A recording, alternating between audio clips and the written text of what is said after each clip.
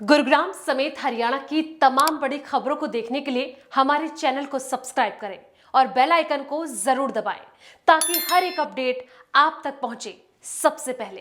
राव इंद्रजीत का तो कोई कार्यालय नहीं है गुड़गांव में, कभी आते नहीं है। वो तो केवल हवा की वजह से बनता है। आम आदमी के लिए जीना दुर्लभ हो गया, उसके लिए आवाज नहीं उठाते हैं हमारे उत्तर प्रदेश के चुनाव के अंदर, गोवा के चुनाव के अंदर इनको हरा दीजिए। डीजल का रेट कम से कम 30 रुपये कम हो जाएगा और 25 रुपये कम से कम रेट कम हो जाएगा और आपका पेट्रोल। पद्मश्री लायक वो महिला है ही नहीं, उसका पद्मश्री का अवार्ड लेना चाहिए।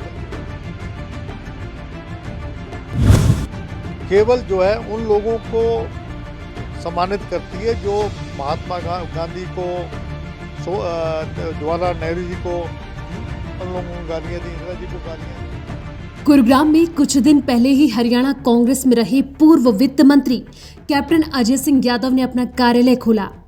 जनता की समस्याओं के निवारण को लेकर कार्यालय को खोला गया, जिसमें हफ्ते के 2 दिन कैप्टन अजय यादव कार्यालय में बैठकर सभी समस्याओं को लेकर चर्चा करेंगे। कैप्टन अजय सिंह यादव ने वी न्यूज संवाददाता आकाश खुराना से खास बातचीत की। बातचीत के दौरान कैप्टन बीजेपी पर जमकर बरसे। केंद्रीय मंत्री राव इंद्रजीत पर निशाना साधते हुए उन्होंने कहा कि राव इंद्रजीत का गुरुग्राम में कोई कार्यालय नहीं है और ना ही वो कभी गुरुग्राम आते हैं, वो केवल हवा की वजह से बनते हैं। गुरुग्राम के हालातों के साथ साथ कैप्टन अजय सिंह यादव ने तमाम मुद्दों को लेकर सरकार पर जमकर निशाना साधा। आप खुद ही सुनिए क्या कुछ कहना है उनका। कांग्रेस सरकार में वित्त मंत्री रहे और कांग्रेस के वरिष्ठ नेता कैप्टन अजय सिंह यादव मेरे साथ खास बातचीत करने के लिए मौजूद हैं। कैप्टन साहब, गुरुग्राम में कार्यालय खोला है, क्या मकसद है, क्या मानते हैं? मकसद केवल एक यही है कि आम लोगों से मिलने की बात है और क्योंकि मैं जहाँ मैं रहता हूँ वहाँ लोगों को आने जाने में बड़ी दिक्कत रहती है, काफ़ी सिक्योरिटी है वहाँ। तो यहाँ पर 31 सेक्टर में एक तो ये ओल्ड गुड़गांव और न्यू गुड़गांव के बीच में पड़ता है, तो आम आदमी मिल सकते हैं मेरे से। किसी ने कोई सुख दुख की बात है तो उसमें हम शामिल हो सकते हैं। आप खुद रेवाड़ी से आते हैं और राव इंद्रजीत जो एमपी हैं गुरुग्राम से, उन्होंने कभी कार्यालय नहीं खोला और अभी हाल ही में भूपेंद्र यादव जो अपना कार्यालय उन्होंने अपना जमालपुर में खोला, तो वो भी हफ्ते में एक बार जो है लोगों की समस्याएं सुनेंगे। तो आप इसे किस तरह देखते हैं? राव इंद्रजीत का तो कोई कार्यालय नहीं है गुड़गांव में, कभी आते नहीं है। वो तो केवल हवा की वजह से बनते हैं। देखिए आज जो है, जो गुड़गांव के हालात हैं, हमारे यहाँ डिफेंस यूनिवर्सिटी बन रही थी, आज तक डिफेंस यूनिवर्सिटी बनी। हमारी यहाँ पर यूनिवर्सिटी जो बननी थी, आज तक यूनिवर्सिटी की बिल्डिंग नहीं बनी। तो आप इससे अंदाज़ा लगा सकते हैं कि राव इंद्रजीत सिंह जो यूनिवर्सिटी हमारी चल रही है, जो कॉमर्स कॉलेज है, जो उसके अंदर हमारी बिल्डिंग जो है, उसमें वहाँ से यूनिवर्सिटी काम कर रही है, लेकिन यूनिवर्सिटी की बिल्डिंग का काम जो काकरोला में गांव में होना चाहिए था उसका नहीं हुआ। महंगाई देखो कितनी बढ़ रही है। आप देखिए बजरी के दाम 2014 में जो दाम थे वो दुगने हो गए आज। सीमेंट है वो दुगना हो गया, स्टील है वो महंगा हो गया, ईंट है महंगी हो गई है। आज अगर अपना मकान कोई गरीब आदमी अगर बनाना चाहे तो आप सोच सकते हैं क्या वो उसके अंदर इतनी हैसियत है। उसी प्रकार से आप देखेंगे सरसों का तेल है 215 रुपये लीटर हो गया। आपके दाल हैं, चावल है, हर चीज़ जो है, जो हमारे समय में जो रेट था, हमारे समय में 30-40 रुपये रेट होता था दाल का, अब जो है 120 रुपये दाल का हो गया, 215 रुपये जो है इसका सरसों का तेल हो गया। यानी कि आम आदमी जो है, जो रोटी, कपड़ा और मकान, तीनों चीज़ जो हैं वो आम आदमी की उससे जो मैं समझता हूँ उसकी जो हाथ से दूर होती जा रही हैं और उसके अंदर इतनी क्षमता नहीं रही है कि वो आज मकान बनाना जो है एक बहुत बड़ा काम हो गया। बजरी आप देखिए हैं, कितने जितना जो बजरी माफिया है वो यमुना के अंदर किस प्रकार से बजरी उठाते हैं, किस प्रकार से जो यानी जो रोड़ी आती है क्रशर की कितनी महंगी हो गई है। तो कहने का मकसद ये है कि आम आदमी के लिए जीना दुर्लभ हो गया, उसके लिए आवाज़ नहीं उठाते हैं हमारे नेता। पेट्रोल के दाम में अभी जो है कमी आई है, तो 11 रुपये पेट्रोल का दाम 80 पैसे, 11 रुपये 80 पैसे पेट्रोल के दाम कम हुआ, लगभग 10 रुपये के करीब डीजल का दाम जो है कम हुआ। तो किस तरह देखते हैं आप, क्या उससे कहीं फ़र्क पड़ेगा? हमारे टाइम में 40-45 रुपये डीजल था, 60 रुपये का हमारे समय में 55-60 का हमारा पेट्रोल था। 100 पार करके उस टाइम क्रूड ऑयल का जो रेट था वो ज़्यादा था, आज क्रूड ऑयल का रेट ज़्यादा है। हमारे समय में एक्साइज ड्यूटी 9 रुपये थी, इनके टाइम में 27 रुपये है। इसको और कम कर सकते हैं ये। मैं तो बल्कि पहले भी कहा था, पेट्रोल डीजल के दाम करने का एक ही फार्मूला है। जिस प्रकार से हिमाचल में इनको हराया है, उस प्रकार से उत्तर प्रदेश के चुनाव के अंदर, गोवा के चुनाव के अंदर इनको हरा दीजिए। डीजल का रेट कम से कम 30 रुपये कम हो जाएगा और 25 रुपये कम से कम रेट कम हो जाएगा और आपका पेट्रोल का। यूथ कांग्रेस के अभी चुनाव हुए थे, उसमें जो है रिजल्ट उनका घोषित हो गया है, तो कहीं ना कहीं हुड्डा के जो समर्थक हैं उनको कहीं ना कहीं ज़्यादा सीटें प्राप्त हुई हैं, तो शैलजा को कम हुई है। ऐसे में कहीं ना कहीं अब यूथ में भी गुटबाजी देखने को मिलेगी, कहीं मानते हैं आप? नहीं, देखिए ऐसा है, ये जो चुनाव है ये हमारे इंटरनल चुनाव है।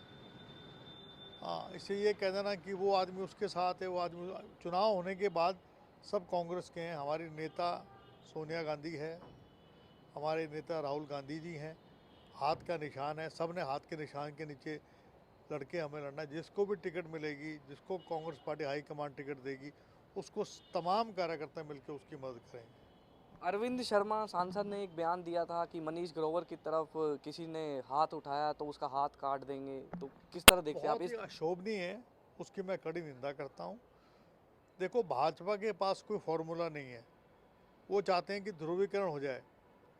जिस प्रकार का बयान उन्होंने दिया है, उनका जो है एक व्यक्ति विशेष समुदाय के खिलाफ बयान देना चाहते हैं। पिछली बार भी इसी वजह से जीत गए थे, लेकिन इस बार अगर आप देखेंगे, महंगाई है, बेरोजगारी है, भ्रष्टाचार है, पेगासस स्पाई जो कांड है, उसमें आप देख रहे हैं कि 3 मेंबर कमेटी सुप्रीम कोर्ट ने बना दी है।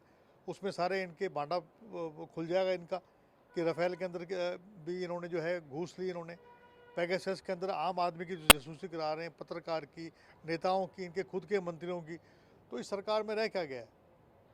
कंगना रनौत ने भी अभी बयान दिया है हाल ही में कि बीजेपी सरकार जब से आई है 2014 के बाद से, मतलब हमें जो है आज़ादी मिली है। क्या कहेंगे इस बयान? कंगना रनौत ने जितने हमारे स्वतंत्र सेनानी हैं, भगत सिंह, राजगुरु, चंद्रशेखर आज़ाद, सुभाष चंद्र बोस, महात्मा गांधी, नेहरू जी, सरदार पटेल, सबका अपमान किया है।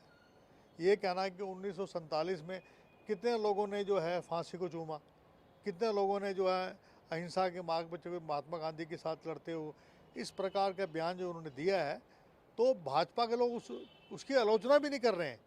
उसके पद्मश्री लायक वो महिला है ही नहीं, उसका पद्मश्री का अवार्ड लेना चाहिए। बल्कि मैंने उसको मुबारकबाद दी थी जब उसको मिला था, मैंने सोचा था शायद कुछ उसको समझ आ जाएगी, लेकिन उसकी समझ से बाहर है। ये देशद्रोह का मुकदमा उसके खिलाफ बनना चाहिए। पद्मश्री अवार्ड उन्हें मिला है, तो कहीं ना कहीं अब उसकी भी जो है निंदा हो रही है कि पद्मश्री जो है वो उनसे वापस वो लेना इस लायक नहीं है, इस अवार्ड के लायक नहीं है। अगर कोई लायक था, अगर तो सोनू सूद था, जिसने कोविड-19 में काम किया था।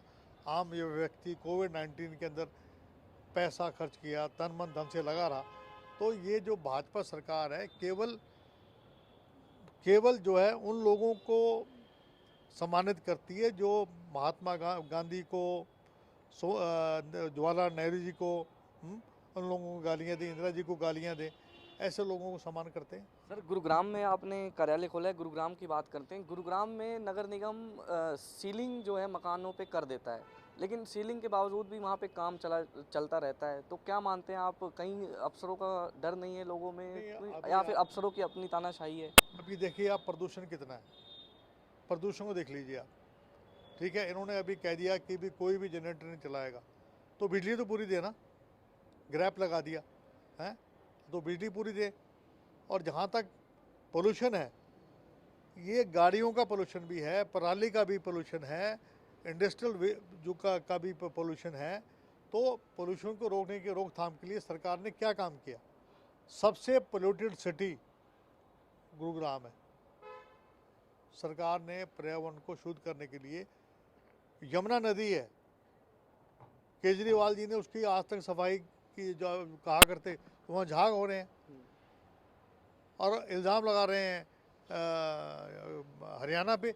मैं एक सिंचाई मंत्री रहा हूँ, जहाँ से हरियाणा ख़त्म होता है उसके बाद ही जितने भी कम से कम कई गंदे नालियों का पानी जो है दिल्ली का बगैर ट्रीटेड जो यमुना में गिर रहा है, सीवरेज बन जाती है जाके दिल्ली में जाके, उसका शुद्धिकरण नहीं किया, ना केंद्र ने किया ना दिल्ली की भाजपा की आप सरकार ने किया। सर मेरा सवाल था कि गुरुग्राम नगर निगम सीलिंग अभियान लगातार चला रहा है, अवैध निर्माण को जो है तोड़ता है, तो कहीं ना कहीं जो नेता लोग हैं या फिर कार्यकर्ता उनके ये मकान जो है बच जाते हैं, यहाँ का लेकिन जो डीटीपी है उसको नज़र नहीं आ रहा कई जगह कितनी अवैध कॉलोनियाँ बन रही हैं। वो केवल उन कॉलोनियों को तोड़ता है जो उनकी जेब गर्म नहीं करते हैं, उन लोगों को छोड़ता है जो लोग घूस दे देते हैं, उनके खिलाफ कोई कार्रवाई नहीं होती है। कितने अवैध अभी भी कितने भी कॉलोनी बन रही है, इनकी आंखों के नीचे बन रही है। सरकारी तंत्र जो है, संघी जो भाई हैं वो इसमें इन्वॉल्व हैं। जो आपकी इरेगुलर कॉलोनी जो बन रही हैं, अवैध कॉलोनियाँ जो बन रही हैं, उसको रोकथाम के लिए कुछ कर रही है, तो पोल्यूशन ख़त्म कैसे होगा? ये केवल दिखावा है। आपने देखा होगा कि ऐसी बिल्डिंग गिरा दी जिसके नक्शे पास थे, तो ये हाल है। क्या मानते हैं सर आप, सीलिंग भी नगर निगम कर देता है लेकिन उसके बावजूद भी काम चलता रहता है, क्या वो दिखावे के लिए सीलिंग होती है? म्युनिसिपल कॉर्पोरेशन में भी और आपके डीटीपी दफ्तर में। देखिए ये थे मेरे साथ कैप्टन अजय सिंह यादव, जिनका कहना है कि गुरुग्राम में जो अवैध निर्माण जो हो रहे हैं, तो वो जो लोग हैं, जो लोग घूस जो हैं अधिकारियों को दे देते हैं, उनके मकान जो है बच जाते हैं और गरीब आदमी के मकान जो हैं तोड़ दिए जाते हैं। गुरुग्राम से वी न्यूज़ के लिए आकाश खुराना।